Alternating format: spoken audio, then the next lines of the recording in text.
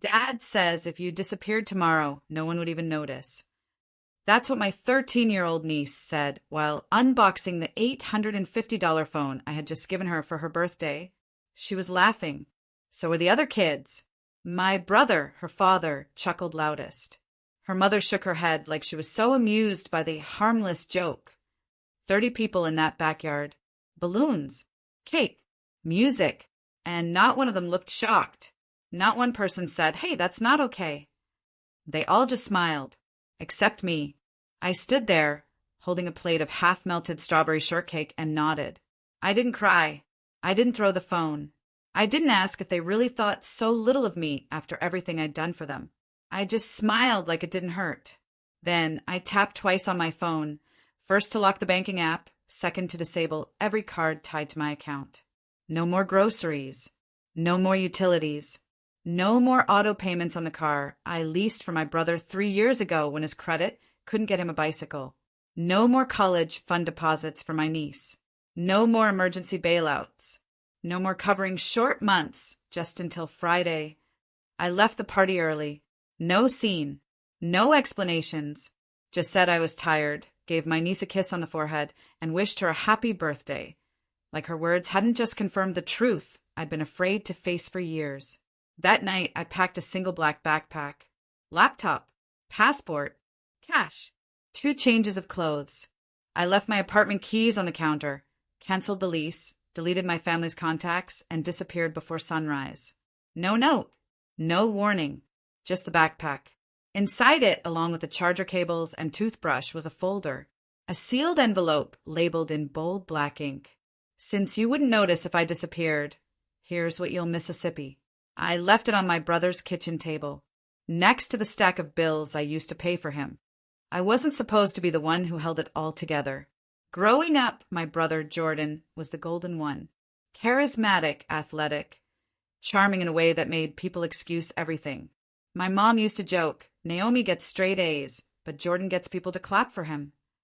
They clapped through every mess he made, through his suspended license, failed business ventures, his second DUI.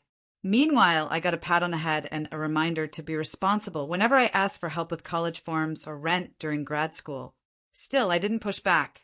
I figured that's what older sisters do. They lead by example. They clean up quietly. So I got a degree in finance, found a decent job, and started sending money home the minute I could. At first, it was small. $100 here, $200 there when Jordan just needed help with daycare. But it grew. By 27, I was paying part of his mortgage. By 29, I had taken over the car note for a vehicle I didn't drive, just to keep his family mobile. When his wife, Sierra, was between jobs, I covered groceries and utilities just for 2 months. 2 turned into 12. They said thank you, sometimes. But over time, the gratitude dried up. It wasn't a gift anymore, it was an expectation. They'd say things like, "You're lucky you don't have kids. You make more than we do, it's easy for you. You know family means helping without keeping score." But they kept score in their own way. Every holiday became a test. How much could I give? How quietly could I give it? And how easily could I be overlooked afterward? When I forgot to send my niece a birthday gift 2 years ago, Sierra told me she cried. Jordan texted, "You know how much she looks up to you." So this year I went big. The newest iPhone, a limited edition case, personalized accessories. And in return, she giggled at my existence like I was a joke her father had taught her to laugh at. Dad says if you disappeared tomorrow. That line didn't come from nowhere. It was inherited, absorbed, casually passed down over dinner tables. I helped fund. And I realized something. I wasn't a sister. I wasn't even family. I was just a bank account with a heartbeat. Until I decided to shut down the account and walk away, not just from the bills, but from the idea that love was something I had to buy to be respected. That birthday party wasn't the first red flag. It was just the first time they didn't bother to hide it. The signs have been there for years. Little things, paper cuts that didn't bleed until they all hit at once. Like the time I paid for Jordan's car repair and asked him to send me the invoice for records. He laughed and said, "You're not the IRS, Naomi. Relax." Or when Sierra casually mentioned in front of mutual friends that I was basically the safety net of the family followed by a sip of wine and a smirk like she was proud of the arrangement. They made me the fallback plan, then mocked me for being stable. But the clearest sign? My niece. She'd always been sweet as a kid, but over the last year or two, something shifted. She stopped calling me Aunt Naomi. Started calling me Naomi instead, like I was an employee at a store. Asked me how much money I made. Said things like, "Dad says you're lucky to have us, or you'd be totally alone." At first, I blamed social media. Then I blamed her age. But that day at the party, I realized she was just repeating what she heard. She didn't come up with that on her own. She was mimicking the script her parents gave her. Jordan had built this narrative that I was bitter, that I was lonely, that I had no life outside of helping them. And the worst part, I had proven him right for a long time because I didn't set boundaries, because I said yes to things that felt like no, because I gave them everything and they never thought I'd take anything back. Even my mom, before she passed, once said, "You can't expect people to thank you forever for doing the right thing." She meant it as wisdom, but it felt like a warning. Because what's the right thing when the people you're sacrificing for are teaching their child to laugh at your existence? And that's when it hit me. This wasn't just carelessness. It was contempt with a smile. They didn't forget I mattered. They actively decided I didn't. And once you realize you've been downgraded from person to provider, there's no unseeing it. So I made peace with what I had to do. Not out of rage, not out of revenge, but out of self-respect. Because if they could teach a child that my disappearance wouldn't matter, then I'd show them what my absence really looked like. When I left that party, I didn't cry. I didn't scream. I didn't even drive home angry. I just rolled the windows down and let the wind wash over me like water on old paint. By the time I got back to my apartment, the plan had already begun forming. I didn't want drama. I wanted distance. Permanent, untouchable distance. First, I logged into every banking and payment system I'd ever used to support them. My name was everywhere: utility bills, emergency funds, shared family apps. I disconnected all of it. I froze the credit card Jordan used for gas emergencies.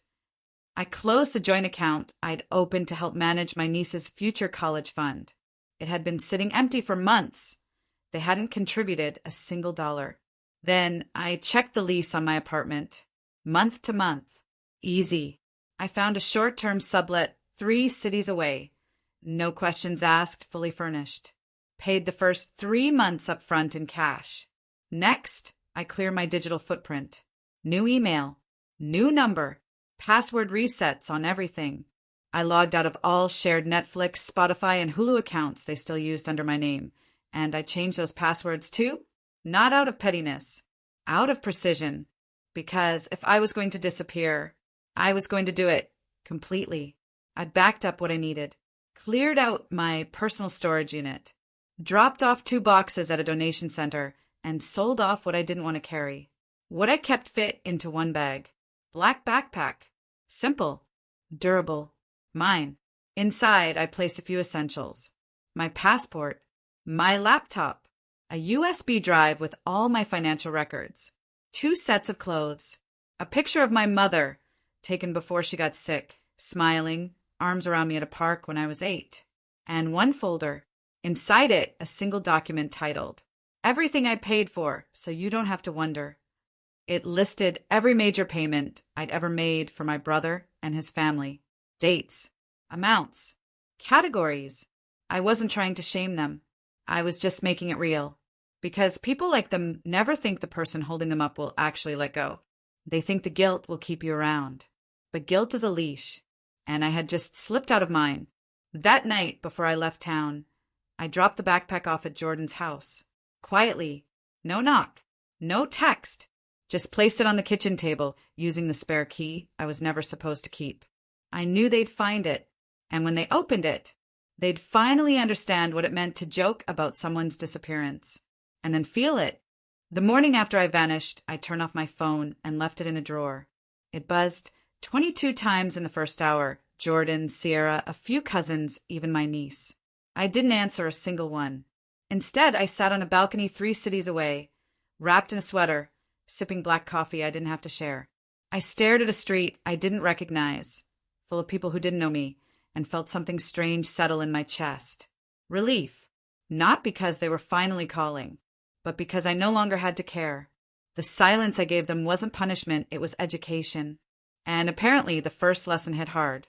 According to a mutual friend who didn't know I'd left on purpose, Jordan showed up at my apartment the next day, banging on the door, shouting my name. He called the leasing office. They told him I'd moved out. No forwarding address. No contact info. He looked stunned, apparently. Said it wasn't like me. The next day, he opened the backpack. My friend said Sierra called her crying. Not because I was gone, but because the college fund was real and now closed. Then came the dominoes. Their utility bills bounced. The car payment was rejected. The phone lines went unpaid. Even the Hulu subscription cut out mid-show. It wasn't rage that followed. It was desperation dressed as concern. Voicemails rolled in like waves. Naomi, this isn't funny. Where are you? I know things got tense, but you can't just disappear. You didn't even say goodbye to your niece. We're family. They only remembered I was family after I stopped behaving like a servant. They only noticed I was gone after the flow of benefits dried up. My niece messaged me, too. A shaky apology. I didn't mean what I said. I was just repeating what Dad said. I'm sorry. Please come back. I felt a pang, a sharp, unexpected one, but I let it pass because I knew it wasn't her fault. She was just born into their script, and I'd lived in that script for too long, so I stayed gone. I built routines, bought groceries for one, found a new therapist, started writing again, opened a savings account that had only my name on it, learned how it felt to buy something without calculating who else I had to take care of first. And every day I didn't hear from them, I healed a little more. Eventually, the messages stopped. No apology, no real remorse, just a silence that used to terrify me and now freed me. I didn't need closure. I didn't need payback, because they finally understood the one thing they never respected before. What I gave them had value, and now it was gone. The collapse didn't happen all at once. It came in layers, cracks widening slowly, like a house built on sand after the waters pulled away. A month after I disappeared, Jordan and Sierra showed up to a family gathering without gifts, without smiles, and, according to my cousin Maya, without pride. People asked where I was. They said I was going through something. Maya told me later that Sierra tried to laugh it off. She's just emotional. You know Naomi, always sensitive. But when someone asked, "Didn't she pay for your car?" Sierra's smile faltered.